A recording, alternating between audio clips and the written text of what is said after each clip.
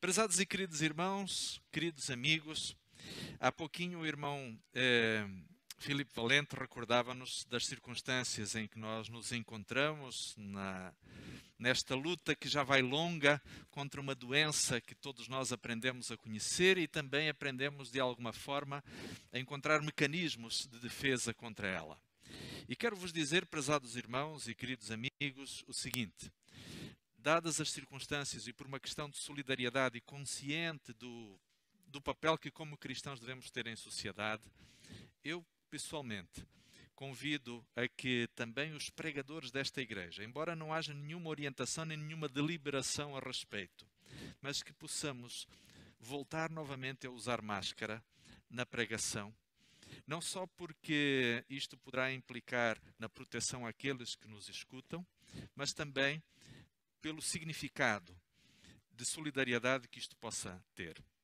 É verdade que aqueles que usam da palavra sabem o desconforto que é ter a máscara diante da boca, sobretudo, mas poderemos de alguma forma estar também nós mesmos, se for o caso, se eventualmente alguém estiver infectado, podermos estar a proteger sobretudo aqueles que estão diante de nós a ouvir a palavra do Senhor. De maneira que, pelo menos eu, durante o tempo em que considerarmos que seja necessário e útil, voltarei novamente a usar a máscara e tentarei fazer com que a minha voz saia da forma mais audível e perceptível, de modo que a pregação da palavra de Deus não seja afetada.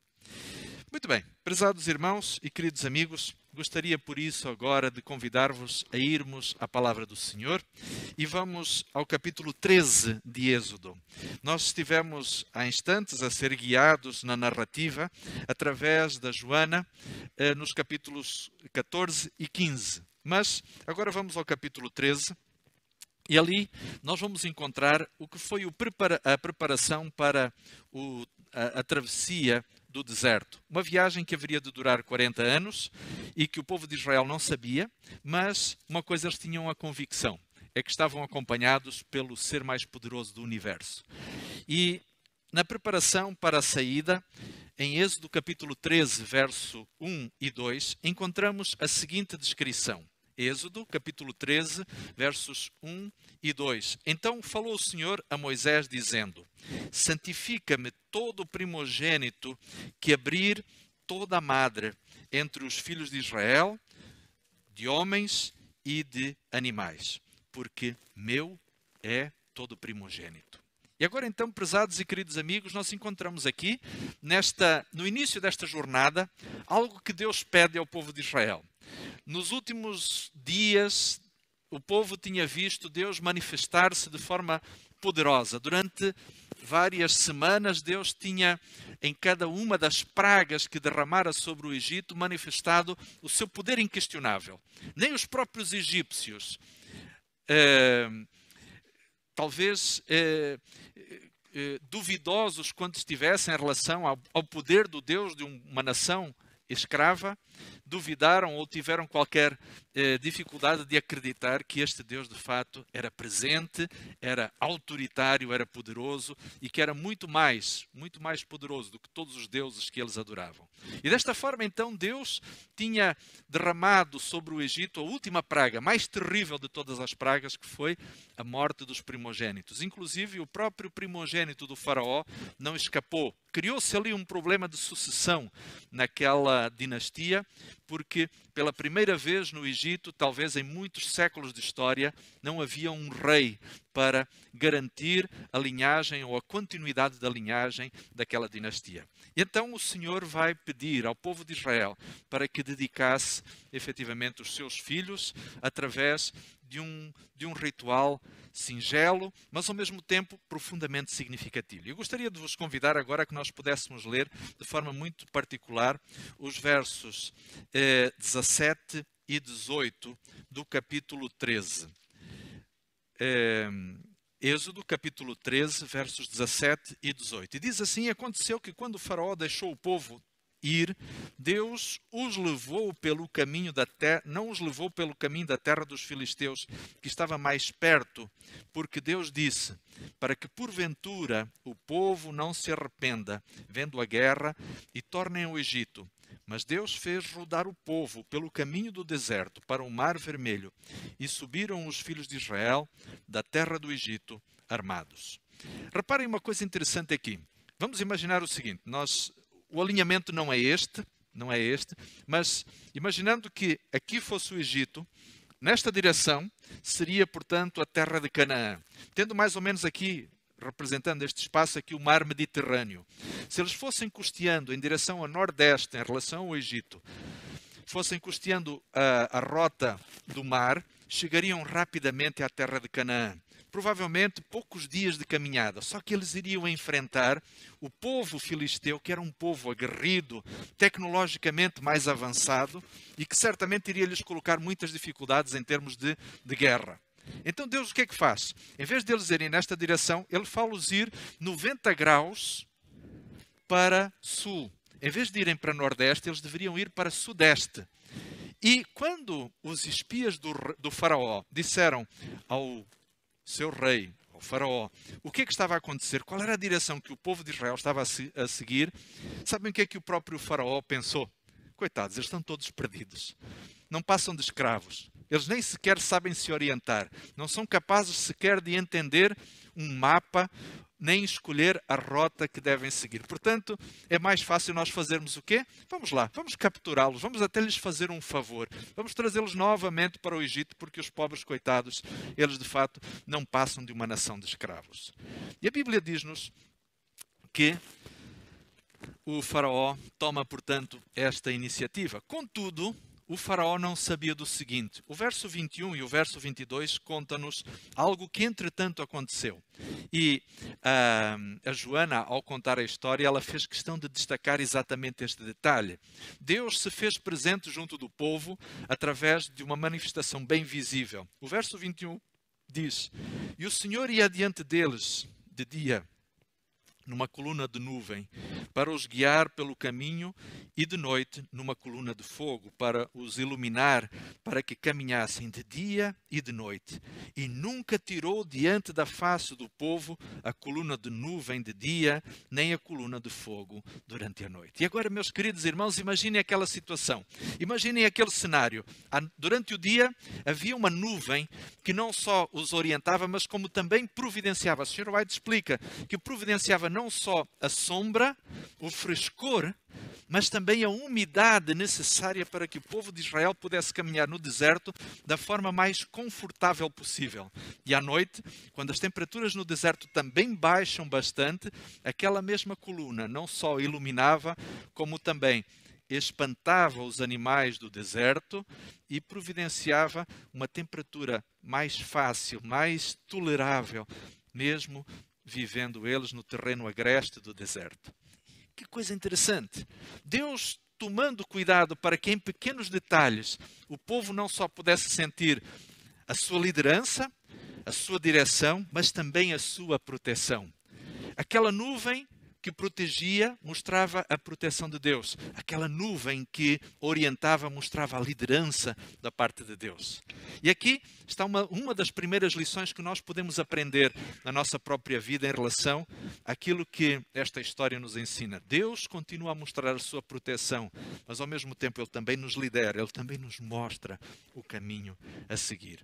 O texto continua e nós estamos agora já nos versos 11 e 10 e 11. Diz então, Êxodo capítulo 14, o verso 10, diz, o faraó e os filhos de... E chegando o faraó, os filhos de Israel levantaram os seus olhos, e eis que os egípcios vinham atrás deles, e temeram muito. Então os filhos de Israel clamaram ao Senhor. Verso 11. E disseram a Moisés, não havia sepulcros no Egito para que nos tirasses de lá, para que morramos neste deserto?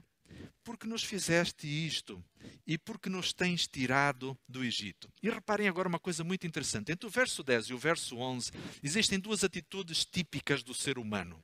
As duas atitudes que normalmente, diante de uma dificuldade, diante de uma provação, o ser humano toma.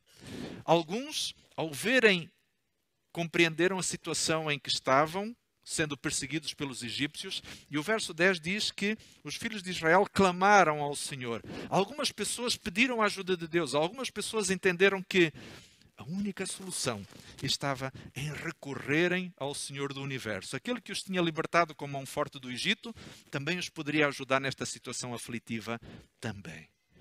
Contudo, existe uma segunda atitude, que aparece no verso 11, que é aquela dos que, se revoltando contra Moisés, foram clamar com ele, dizendo em alta voz. E a Sr. White explica que muitos deles até o faziam aos gritos, como se estivessem dispostos a despedaçar Moisés. E faziam-no justamente gritando, dizendo: Moisés, será que não existiam no Egito tumbas suficientes para nós? A nação que venerava a morte, a nação que celebrava a vida para além da existência terrena, que tinha inúmeros sepulcros e inúmeros monumentos mortuários, será que não poderíamos ter ficado lá? Tínhamos que vir para este deserto, morrer como cadáveres abandonados no meio do deserto? E com tudo isto, Moisés pacientemente acompanhava este povo, com uma paciência semelhante àquela que Deus tinha também para com esta nação. E sabem, queridos irmãos e amigos, aqui talvez encontremos a segunda lição desta história. É que diante das dificuldades, qual é o tipo de atitude que nós queremos ter? Qual é o tipo de atitude que nos convém ter? Desesperamo-nos?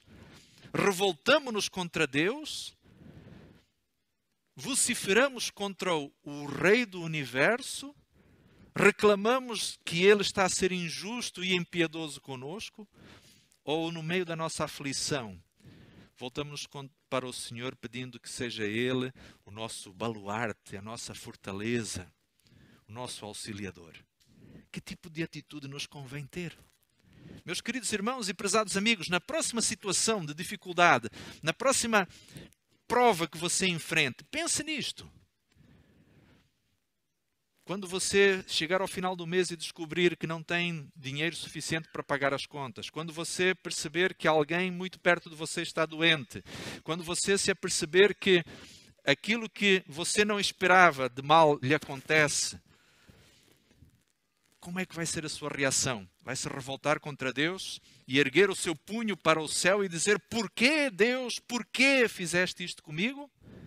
Ou vai buscar nele auxílio, sabendo que mesmo não entendendo as razões do que está a acontecer, Deus não deixará de te abençoar, não deixará de te auxiliar, e Deus não deixará, sobretudo, de mostrar o seu poder e a sua providência. Sabem porquê que Deus mandou o povo de Israel 90 graus à direita, quando podia tê-los mandado num caminho mais curto, mais rápido? Uma das razões foi porque Deus queria mostrar através deste caminho estranho. Deus queria mostrar ao povo de Israel quem de fato era poderoso.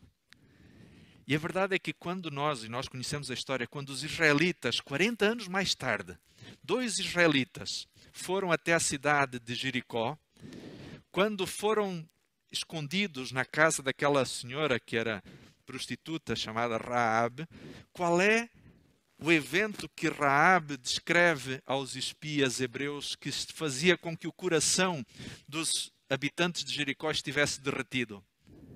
Tinha sido nada mais, nada menos do que a monumental travessia do Mar Vermelho. Sabem, queridos irmãos e amigos, vocês e eu podemos estar a passar por situações que nós não entendemos. Podemos não saber por que estamos a passar por este tipo de problemas, por este tipo de provação. Mas uma coisa é verdade: Deus sabe. E muito provavelmente Deus tem intenções muito claras ao permitir que os seus filhos passem pelas privações, pelas provações e pelas tribulações que possamos estar a passar. No verso 13 encontramos a manifestação da fé de Moisés, quando ele diz: não temais, estai quietos e vede o livramento do Senhor que hoje vos fará. porque os egípcios que hoje vistes, nunca mais vereis para sempre. O Senhor pelejará por vós e vos calareis. Perdão. Na realidade, prezados irmãos e queridos amigos, Moisés não sabia o que é que Deus ia fazer. Deus apenas tinha mostrado a Moisés que o Senhor é digno de confiança. Deus tinha apenas mostrado a Moisés que em situações anteriores, absolutamente improváveis, aparentemente impossíveis, Deus tinha conseguido encontrar uma solução fantástica, maravilhosa e absolutamente surpreendente. Portanto, não seria esta a ocasião em que Deus iria decepcionar o seu povo. Por quê? Porque ele não tinha dúvida de que ele estava seguindo Deus. Ele não tinha dúvida de que quem estava na nuvem era ninguém mais nem ninguém menos do que aquele que não pode falhar. E por esta razão, Moisés disse, eu não sei o que é que Deus vai fazer. Não sei qual é o plano do Senhor. Mas uma coisa é verdade. Os egípcios que nós hoje estamos a ver, nós não os veremos mais. As circunstâncias em que vocês estão agora haverão de ser um grande motivo de louvor e de glória. Por isso, calem-se. Por isso, esperem em Deus ver aquilo que vai acontecer. Mais tarde, alguém haveria de escrever o Salmo 46. E no verso 10, o salmista haveria de dizer, aquietai-vos e sabei que eu sou Deus. Eu serei exaltado entre as nações. Meus queridos irmãos e amigos, muitas vezes aquilo que Deus pede de nós é que nós simplesmente nos aquietemos para deixarmos Deus ser Deus. Deixar Deus fazer o seu trabalho. Porque não é pela nossa histeria, não é pelo nosso desvairo emocional, não é pela nossa ansiedade que nós vamos resolver o que quer que seja. Deus vai fazer a sua parte. E acreditem que a parte de Deus, de acordo com os recursos e com o poder que Ele tem, é a parte mais fácil, porque Deus é onipotente. Deus não tem limites, para Deus não existem impossíveis. A história continua nos dizendo que a travessia dá-se. Moisés toma a vara. Aquela vara que tinha sido, e os irmãos recordam-se, tinha sido um instrumento tosco que Moisés tinha usado como pastor. Mas que em determinado momento Deus tinha perguntado a Moisés, encontramos isto em Êxodo 4, Deus pergunta a Moisés, Moisés, o que é que tu tens na mão? E Moisés, olhando para a vara, diz, Senhor, eu tenho apenas uma vara. E Deus lhe diz, joga a tua vara no chão. E no momento em que a vara é jogada ao chão, nós estamos um ano antes deste momento, junto ao Mar Vermelho, um ano antes, junto ao Monte Sinai, Deus diz a Moisés, Moisés, joga a tua vara. E aquela vara joga-se no chão, é jogada no chão e imediatamente ela se transforma numa serpente.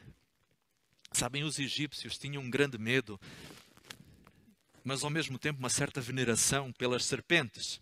Porque eles, na sua concepção do universo, acreditavam que no lado escuro do universo, no lado escuro da noite, existia um monstro mítico terrível chamado Apep, ou também, como os gregos o passaram a chamar, de Apófis, que era uma serpente que representava o caos, a destruição. E esta serpente, cada noite, de acordo com a mitologia egípcia, lutava contra o sol, e durante algumas horas o sol era, diríamos assim, diminuída a sua força, por isso dava-se a noite. Mas quando cada manhã o sol ressurgia novamente no horizonte, acreditavam os egípcios que Apófis tinha sido vencida. E agora reparem numa coisa interessante. Quando Moisés aparece diante do faraó e joga a sua vara diante do faraó e a sua vara se transforma em serpente, imaginem o que é que o faraó pensou. Quem é este Deus? Traz diante de mim o monstro mítico que todos nós tememos. E agora então, quando Moisés, orientado por Deus, e Deus lhe diz, Moisés, pega na cauda da serpente. Moisés fugia dela. A descrição é esta. Êxodo capítulo 4. E Moisés pega na cauda da serpente e imediatamente ela volta a transformar-se numa vara. A lição que estava a ser dada aqui de uma forma muito simples era esta. O Deus dos hebreus tinha controle inclusive sobre o maior medo dos egípcios, que era a noite, que era a escuridão. Esta é a razão pela qual a nona praga é a praga da escuridão. Imaginem, os egípcios acreditavam na nona praga que Apófis tinha vencido e que o sol nunca mais iria nascer e que o universo seria mergulhado, o planeta seria mergulhado numa eterna e perpétua condição de caos e destruição. Mas o Deus que chamara Moisés tinha poder sobre todos os maiores medos que os egípcios pudessem ter. Ou seja, Deus tem poder para resolver todas as nossas maiores preocupações. E é justamente neste momento que Deus vai dizer a Moisés: Moisés, levanta a tua vara e com esta vara tu vais abrir o mar vermelho. Porquê? Porque os teus maiores medos, querido amigo e prezado irmão, são apenas a oportunidade que Deus tem de manifestar o seu poder na tua vida, na minha vida, na nossa vida. Amém por isso? Deus tem poder para transformar as nossas maiores preocupações, os nossos maiores desafios, num monumento ao seu poder e à grandeza da sua ação na nossa vida. Por isso, querido irmão e prezado amigo, se neste momento tu estás a passar por alguma luta e alguma dificuldade, este não é um momento de desespero, este não é um momento para recriminação, este é um momento para confiar que Deus fará o melhor na nossa existência.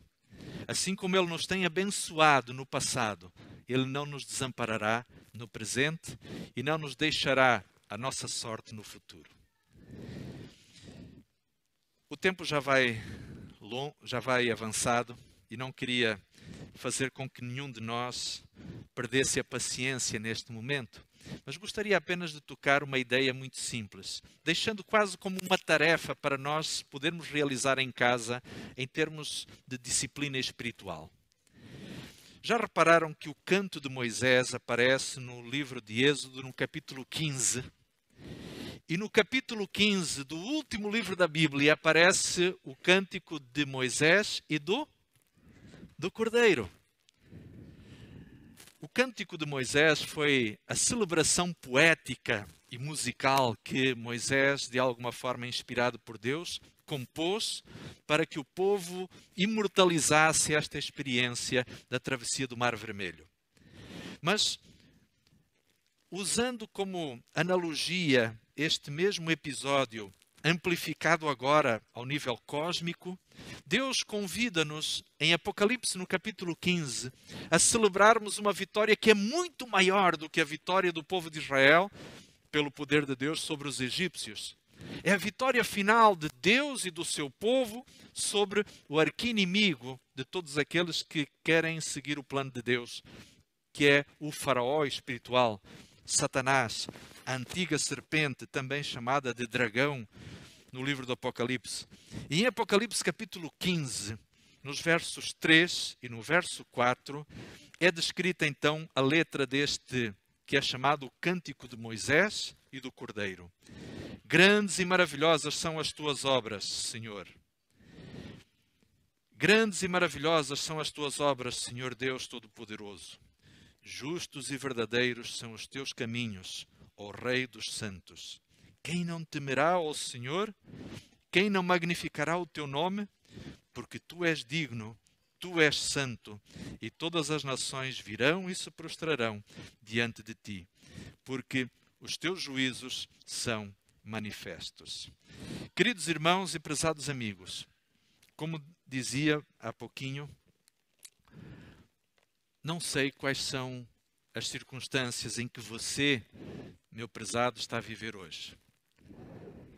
Não posso entender quais são os planos que Deus tem para as dificuldades que a Igreja de Deus hoje está a viver.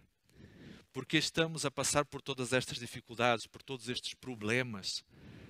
Nós não sabemos aonde tudo isto levará. Mas uma coisa nós podemos ter a certeza, é que tudo isto será para a honra e glória de Deus. Assim como a travessia do Mar Vermelho foi um motivo de honra e glória ao nome de Deus e um testemunho entre as nações, assim também o tempo que estamos a viver haverá de ser um motivo de honra e de glória para o próprio nome de Deus. Eu gostaria de terminar com algumas frases em que a Sra. White conclui o capítulo número 24 do livro Patriarcas e Profetas, chamando-nos a atenção para algumas noções espirituais que podemos retirar desta história sobre a qual meditamos. A Sra. White diz assim: grande lição foi ensinada para todos os tempos por esta história. Frequentemente, a vida cristã é sediada de perigos e o dever parece difícil de cumprir. A nossa imaginação desenha diante de nós ruína iminente e faz-nos imaginar o cativeiro e a morte. Contudo, a voz de Deus continua ordenando claramente: avancem. Devemos obedecer a esta ordem, mesmo que os nossos olhares não consigam penetrar as trevas e sintamos as frias vagas ao redor dos nossos pés. Mais adiante ela diz: aqueles que adiam a obediência até que toda a sombra de incerteza desapareça e não exista nenhum perigo de fracasso ou de derrota, jamais obedecerão. A nuvem, que era uma grande parede de escuridão para os egípcios, era para os hebreus uma inundação de luz, iluminando todo o acampamento e enchendo de brilho o caminho à sua frente. Assim, diz Ellen White, a maneira como a providência atua causa aos incrédulos trevas e desespero, enquanto que aquele que confia é inundado de luz e de paz. O caminho de Deus, onde o Senhor nos guia, pode levar-nos através do deserto ou do mar, mas é, sem dúvida, a senda mais segura. Que o Senhor nos abençoe, queridos irmãos e amigos. Que o Senhor nos conduza nesta mesma certeza de que, independentemente do lugar por onde passe a nossa existência, ainda assim o fazemos pelo poder de Deus e na certeza de que o Senhor será exaltado, que o Senhor será honrado e que o seu nome haverá de ser adorado através justamente da trajetória que Ele nos conduz. Que o Senhor nos abençoe, que o Senhor nos fortaleça com esta mesma certeza.